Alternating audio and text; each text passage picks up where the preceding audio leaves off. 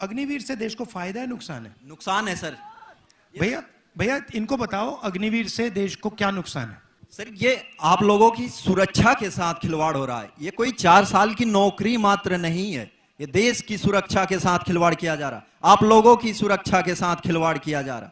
ये सिर्फ पेंशन की बात नहीं है, ये भारतीय सेना किसी के बाप की बपौती नहीं है, ये हमारी और आपकी सेना है, हर लोगों की सेना है, जिसकी वजह से मैंने इस सच्चाई को जब बोला था कि भारतीय सेना के साथ खिलवाड़ नहीं होना चाहिए, तो इस वजह से मैंने त्याग पत्र दिया। लेकिन उन्होंने बोला ये चीजें मान्य नहीं है, इस चीज को दबाया गया। अच्छा मुझे एक बात बताइए, पहले जो आर्मी थी तो उसमें कितने कितने सालों की ट्रेनिंग होती थी?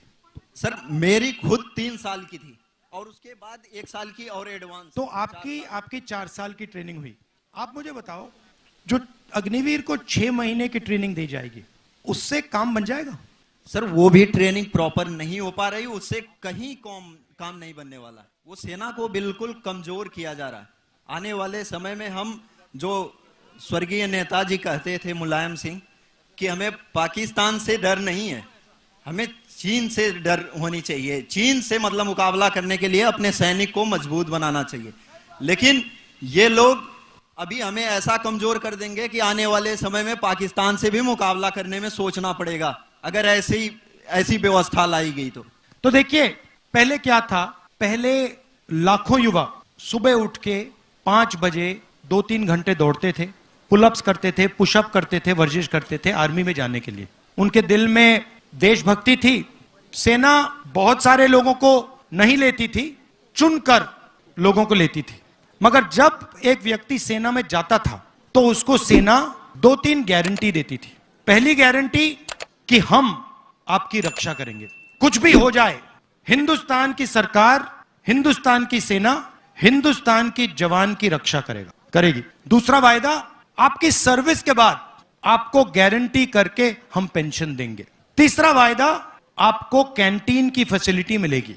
और शायद सबसे जरूरी वायदा, अगर आप युद्ध में शहीद हुए तो आपको शहीद का दर्जा मिलेगा, आपको आपके परिवार को इज्जत और रिस्पेक्ट मिलेगी।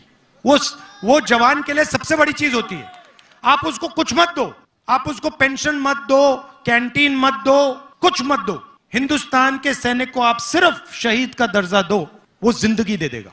अब इन्होंने क्या किया, अग्निवीर लाए। चाइना के सैनिक 3, 4, 5 साल की ट्रेनिंग करेंगे, उनको पेंशन मिलेगी, उनको कैंटीन मिलेगी, उनको बाद में रोजगार मिलेगा। और हमारी साइड जो लड़ेगा उसको 6 महीने की ट्रेनिंग मिलेगी और उसको कहा जाएगा कि भैया देखो आप अग्निवीर हो, आपके साथ ये लड़ रहा है, ये अग्निवीर नहीं है। अगर आप शहीद हो गए तो आपको ना पेंशन मिलेगी, ना शहीद का दर्जा मिलेगा। और आपके साथ ये जो लड़ रहा है, अगर ये शहीद हो गया तो इसको हम पेंशन देंगे, इसकी हम रक्षा करेंगे, इसको शहीद का दर्जा मिलेगा। मतलब इन्होंने हिंदुस्तान में पहली बार 2 तरीके के शहीद बना दिए। एक जिसको शहीद दर्जा मिलेगा और दूसरा जिसको रिस्पेक्ट, आदर, शहीद का दर्जा नहीं मिलेगा। सही? तो इससे क्या, आपको क्या लगता है, हिंदुस्तान की सेना मजबूत होगी, कमजोर होगी? कमजोर होगी, मनोबल गिर जाएगा। अच्छा पहले क्या होता था, हथियार कौन बनाता था? HAL। हाँ सब कुछ जानते हो आप लोग, गुजरात के लोग सब कुछ जानते हैं। HAL, Indian ordnance factory, DRDO। अब कौन बना रहा है? अदानी डिफेंस। वो अंबानी अनिल अंबानी में, उसका थोड़ा बिजनेस खराब हो गया बेचारे का। तो अब क्या होगा, सिपाही को, जवान को पेंशन नहीं मिलेगी, शहीद का दर्जा नहीं मिलेगा, कैंटीन नहीं मिलेगी, अदानी की राइफल मिलेगी।